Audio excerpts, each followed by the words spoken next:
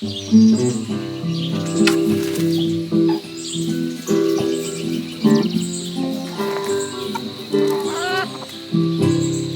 my bucolic life, we every city strife.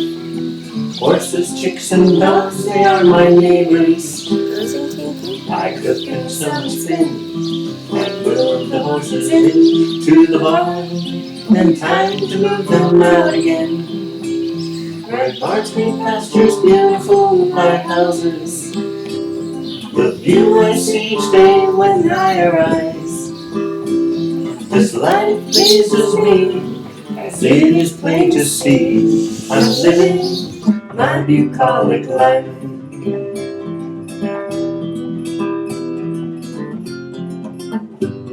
Alrighty, so now what I have is this is sewn here, okay, and that's basted. And what I'm going to do now is the ones that are at the lower area, I'm skipping that for right now. This one from this point, you know, that lines up with the peak here, from this point down, I'm basting it. And over here at the end, there's a little dot here at the 5/8 seam allowance. So from this point down with a 5/8, I'm going to be using a regular stitch length. So I'm going to go ahead and do these 2 rows right here. So I'm going to press this open where I have it sewed above the vent. Just a basic pressing here. Looks like my iron is about out of water. So you know what? I'm going to take a second and add some water. I need to sew this mark here, but my mark, either it's disappeared or it was never there in the first place. So what I'm going to do is transfer it. So this is this dot I need to start with, which is right here, and this dot, which is right here, and this is about 5/8 down. Okay, so what I'm going to do is just draw a little line here like that, and I'm going to come back and stitch this with my sewing machine, and come up here very carefully with my needle down, lift my presser foot, pivot, and come back down to this side. Okay, so with that stitched, I'm going to come back here and open up all of these basting stitches to see what our little kick pleat is going to look like. I'll also be, you know, getting rid of all these basting stitches here. I did not actually serge across the bottom of this skirt because at the time I was thinking that this fabric was not going to ravel as easily as it actually is. But I am still thinking it'll hold together enough that until I get to the point where I'm hemming it. Here is my little pleat, and I need to open this one too. We have 2 rows of basting stitches. Okay, so here's our little kick pleat. If you can see, it's got this cute little pleated fan in there, so I think that's adorable. And now what I need to do is start working on this zipper. And like I said, I am going to be doing a lapped zipper. So the first thing is I need to press these seam allowances open the same amount as down here, which is 5/8. So I've just folded it over and pressed that. And I want to make sure I get a nice crease that'll stick with me for a minute because I'm going to use it as a guideline, okay? So this side is going to completely cover my zipper, all right? You can choose whichever one you want. The one I'm using here is, so this is my right cheek, this is my left cheek, and the left one is going to be covering the right one. So what I need to do, I have this crease here, and I'm going to actually fold it out.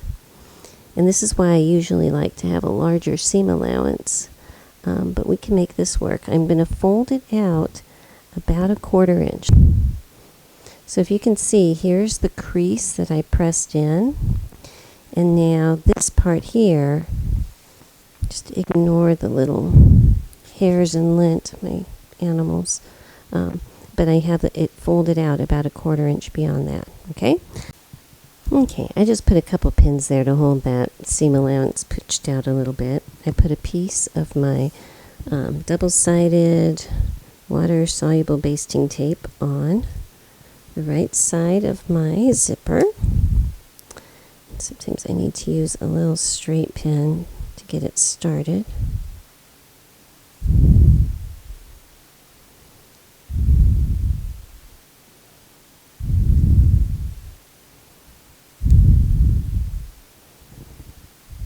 Like that. Okay, so now my zipper is too long, so it's going to extend beyond this, and that's okay. What I've done up here is I've drawn a little line at 5/8 down from the top. That's the seam allowance I need to sew on my waistband. And I want my little stopper here to be below that. So I'm going to open it up here because it's easier for me to see, and align that stopper below that little mark. Okay, and I am pushing this down so that, I can take these out once they stick, but so that that new fold, that 1/4 inch out fold, is coming in alignment with the coils of the zipper.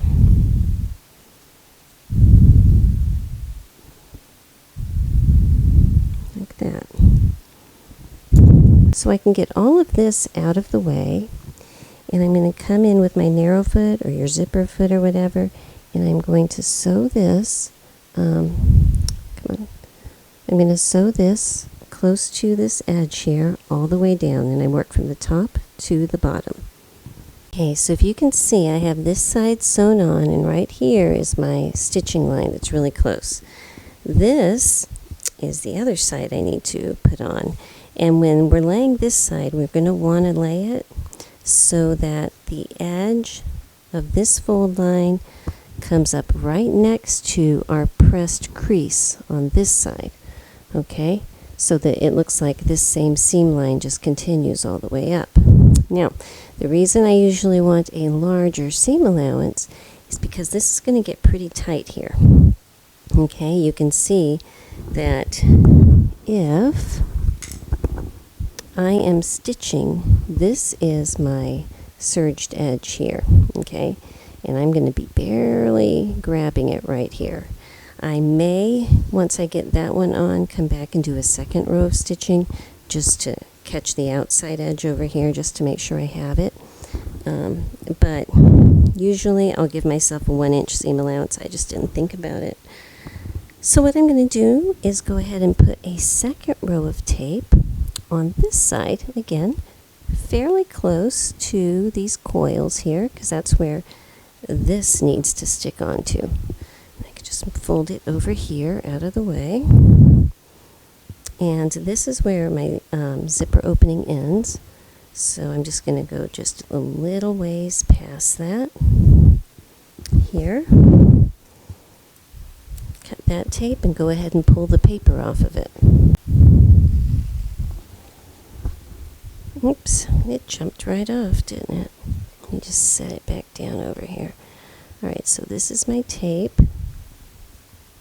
Pressing it down with the pin to hold it.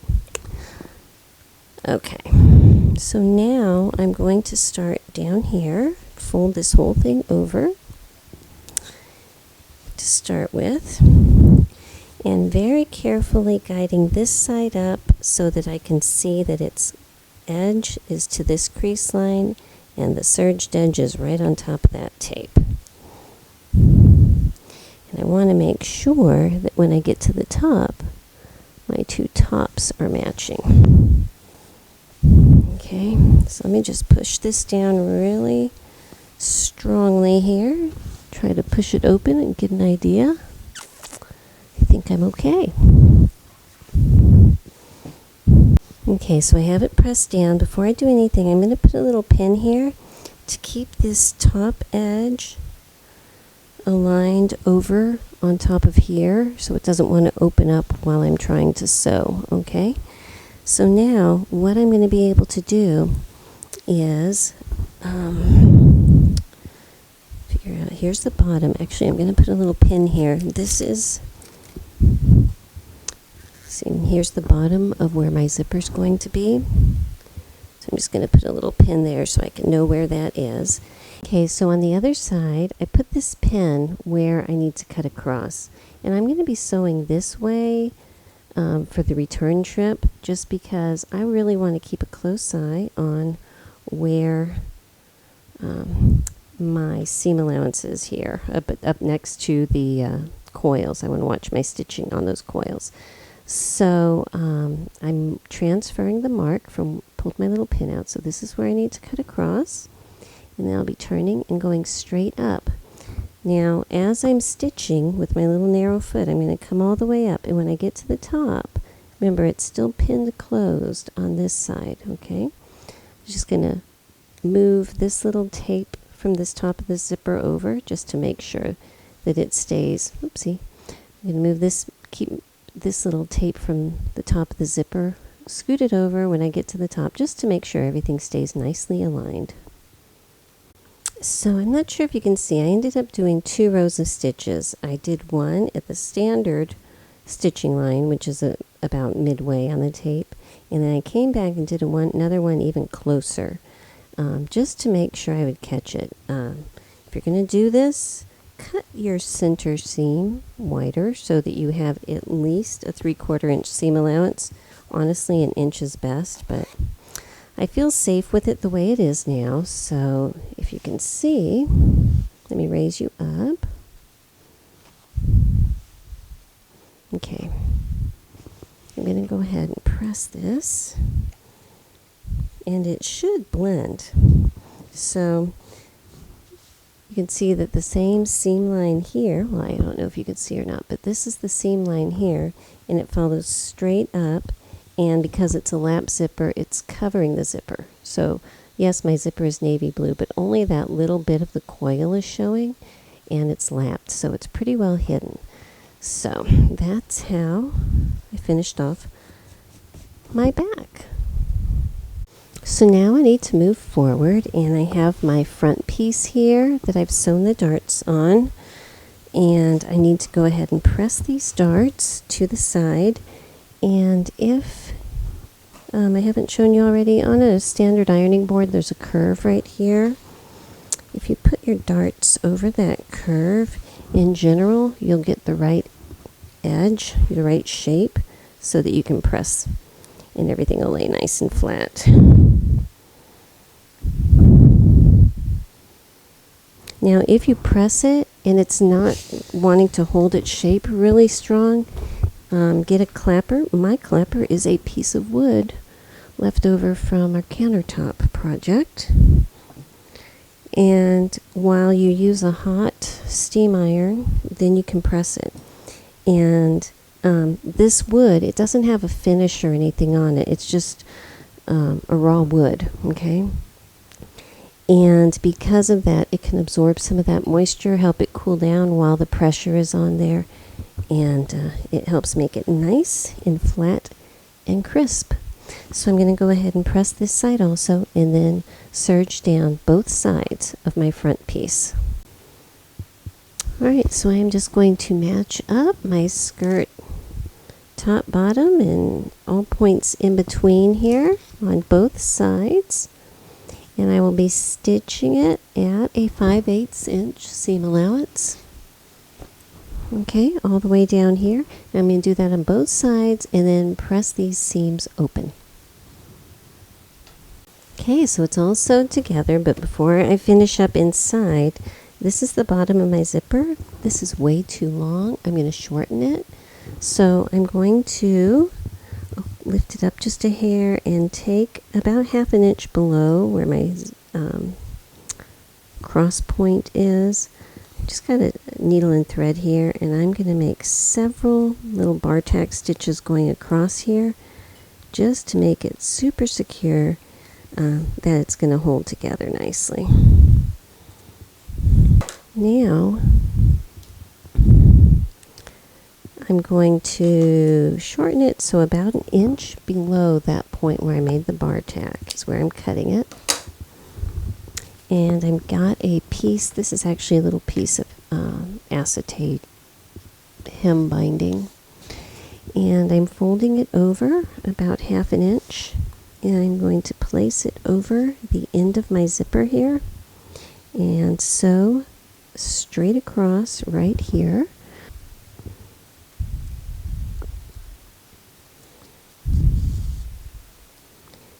And I'm just gonna put some quick little stitches straight across here. This is really just to keep those ends looking nice, keep them so that they're not gonna poke around and bother anything. Okay, so I got that covered. Now, where it's a lapped zipper, it doesn't want to press straight open because we had that little extra fold in there. So I'm actually going to make a little clip right up here so that I can press this seam allowance down. And the little clip I made is, well, here's the end of my zipper. It's down probably about 3/8 of an inch below where my zipper ends. Okay, so I'm just going to fold the bottom up 1/2 inch, tuck it underneath here. So it's just a nice little tab going straight across.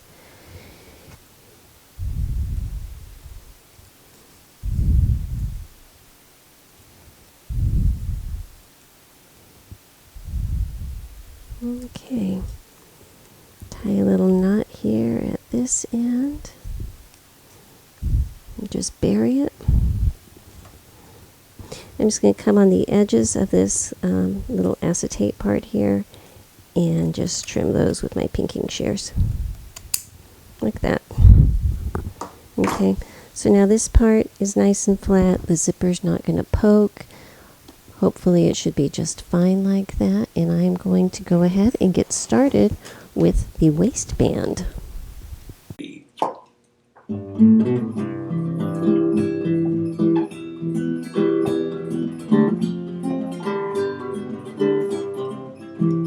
Living my bucolic life, free healthy city strife.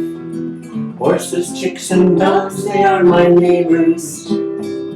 I cook and sew and spin, and move the horses into the barn. Then time to move them out again. Red barns, green pastures, beautiful white houses. The view I see each day when I arise.